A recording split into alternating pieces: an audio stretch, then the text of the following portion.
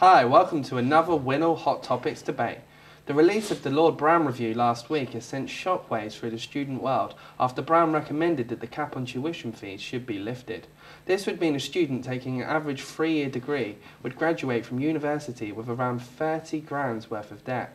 Today I will be joined by the SU President Seb Miell and Krissy, Head of Campaigns and Communications.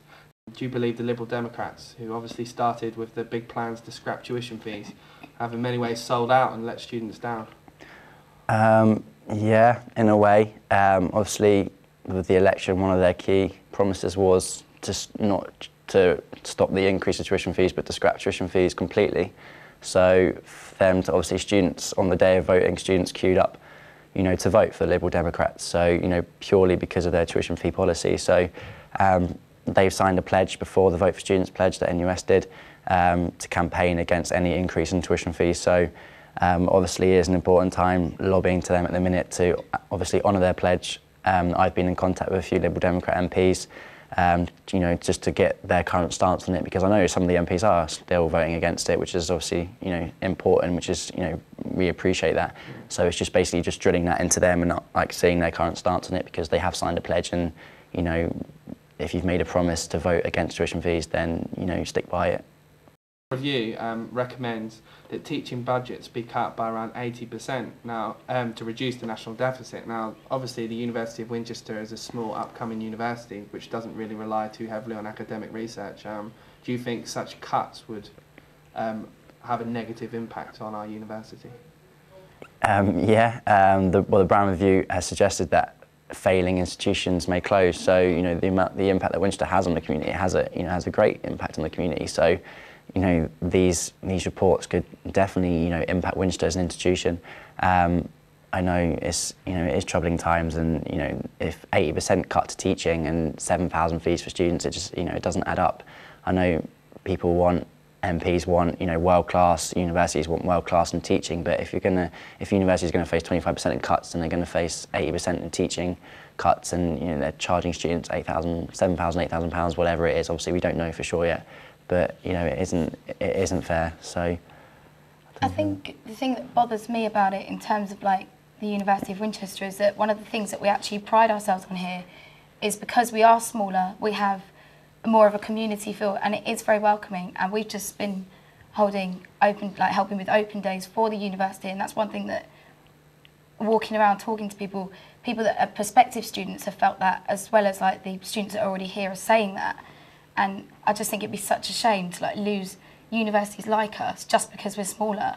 But if these cuts come into play, then yeah, it would worry me, the future of it. Obviously, we don't know what the university are going to do yet in regards to, because if the tuition fee cap is just completely removed, then it's variable. Universities can charge what they like as such. So we don't know what the university are going to do yet in terms of that. We need to sit down with the Vice Chancellor and meet them in terms of that. But as far as it says failing institutions can close, so it is going to have a massive impact on universities such as Winchester. So.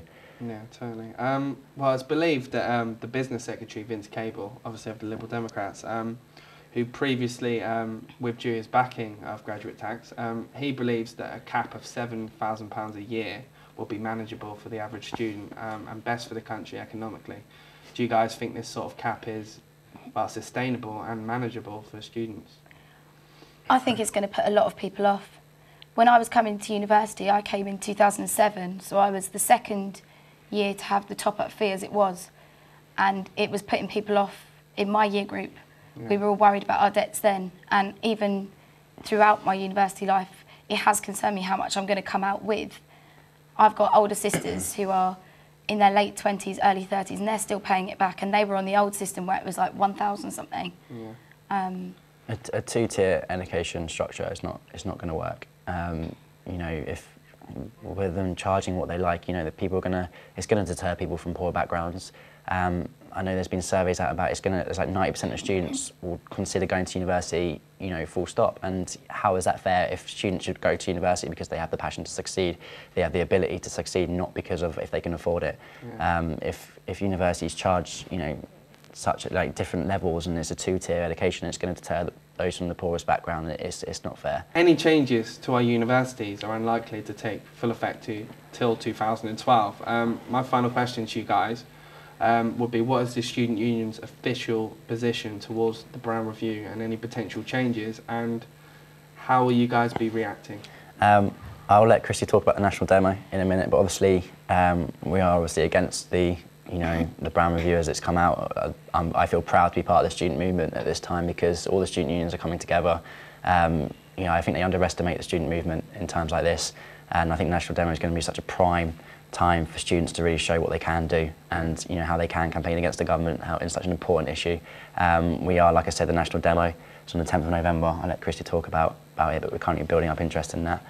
Yeah, we have coaches booked, and we are prepared to take any students that are as passionate about this as ourselves with us to London, to join with other unions and march through the streets of London, just to prove we're not going to throw our toys out the pram. That's not the reason we're going, is to be a presence and to say, actually, we are the future and we do care. And stay tuned for WINOL for next week's episode of Hot Topics and the best student journalism around.